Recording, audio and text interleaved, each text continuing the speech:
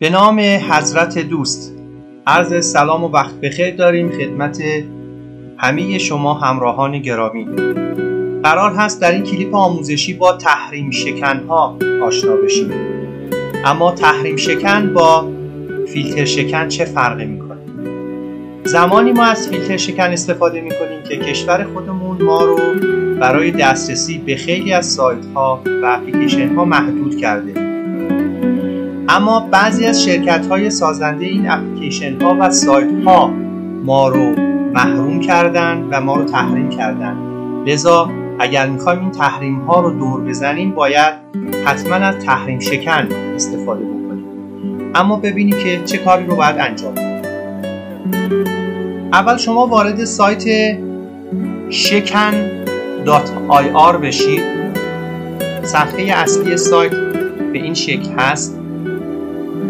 در این قسمت پایین برای شما توضیح داده، مثلا برای گوشی‌های اندروید اگر میخواید تحریم شکن رو نصب بکنید یا استفاده کنید چیکار باید بکنید که اولین و روش اول رو دریافت اپلیکیشن نوشته و روش دوم رو همینجا توضیح داده. یا مثلا برای iOS و یا برای کامپیوتر یا لپتاپ هاتون هم اگر میخواید تحریم شکن رو استفاده کنید باید رسیدی کدهای یا آدرس های DNS رو تغییر بدید که مراحلش رو اینجا برای شما کامل توضیح داده. وارد این صفحه میشید و این آدرس های DNS رو اینجا وارد میکنید، این کدها رو اوکی رو میزنید، مرورگر رو ریستارت میکنید و الان تبلت و سیستم شما به تحریم شکن مجهز شده و هر موقع که استفاده بکنید این تحریم شکن فعال است.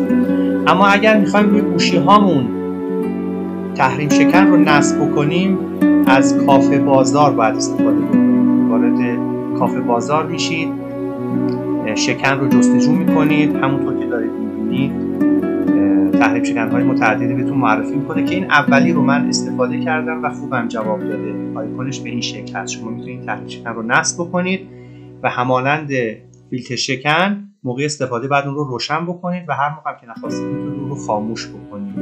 به عنوان مثال شما وقتی که اپلیکیشن یا وارد سایت جمینای میشید، جمینای همون هوش مولد شرکت گوگل هست و همون کارهایی رو که GPT در شرکت اوپن ای آی انجام میده جمینای هم انجام میده و همه سوالات شما رو پاسخ میده. پس برای استفاده از جمینای حتما باید تحریم شکنتون رو روشن بکنید و به این شکل هم هست که اینجا شما سوالتون رو میپرسید